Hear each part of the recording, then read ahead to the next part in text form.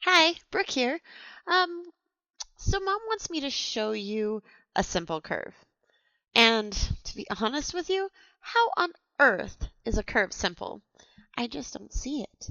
But she said if we use the simple curve tool, we're going to find exactly how to make a curve simply. So let's get started with a little quick demonstration. And you might have noticed I look a little bit different. Well, honestly, I'm more animated, let's face it. Also, I get to do this in my jammies. How fun is that? I love it. Well, anyway, back to what we were talking about. Let's go try the simple curve out. Let's get started with our two fabrics. And of course, don't forget your simple curve tool. We're going to cut all the way around our tool. Now, take your time and make sure your cut is accurate.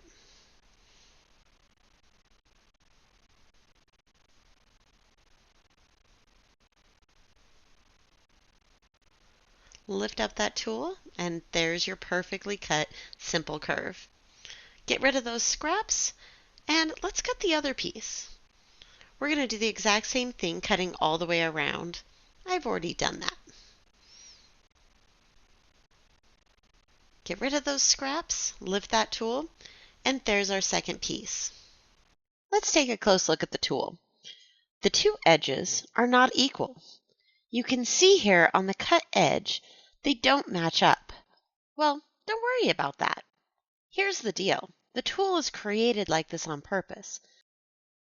The seam allowance is what matters. Look, they're exactly the same.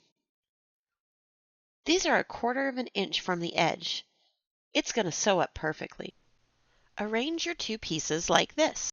You'll notice our top one is a big smile upward and the bottom, it's frowning. Now we fold each curve in half to mark that center. Open them back up, and now we've got a mark to align them to. We're going to take that top one and flip it over so right sides together. Align our center mark, and let's add a pin. Next we align the side. Let's take a closer look. We want that little clip to align to the edge.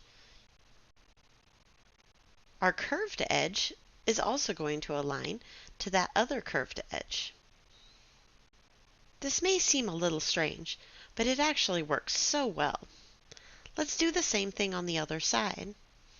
Again, the little clipped piece aligns to the side edge, and our curved edges align together. Once everything is pinned, it looks like it's not going to match up, but it really does.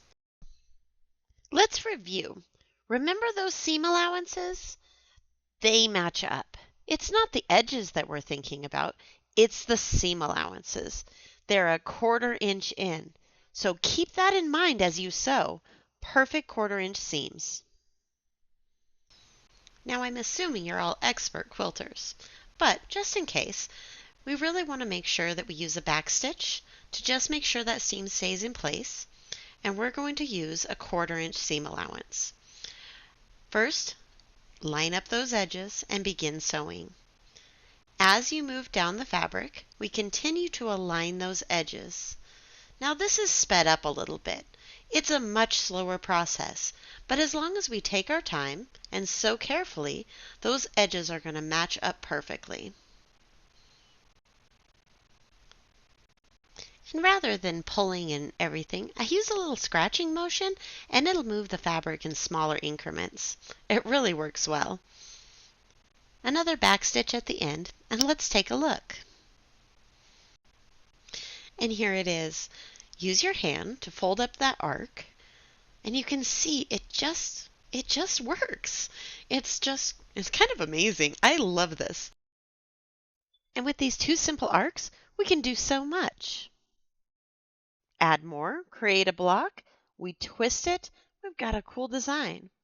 There's even more. Twist it again, and you get this design. This one's on the back of the packaging. Well, even more with the packaging, we have the wavy runner. The wavy runner is a great way to get started as soon as you have the tool in your hands. Let's go a little bit further. How about a wedding ring style quilt with that simple arc design? Very cool. And then we have Simple Harmony.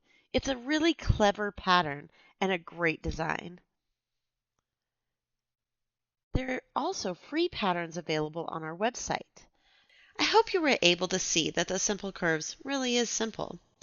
You can find this product and much more at phillipsfiberart.com. Hope to see you there.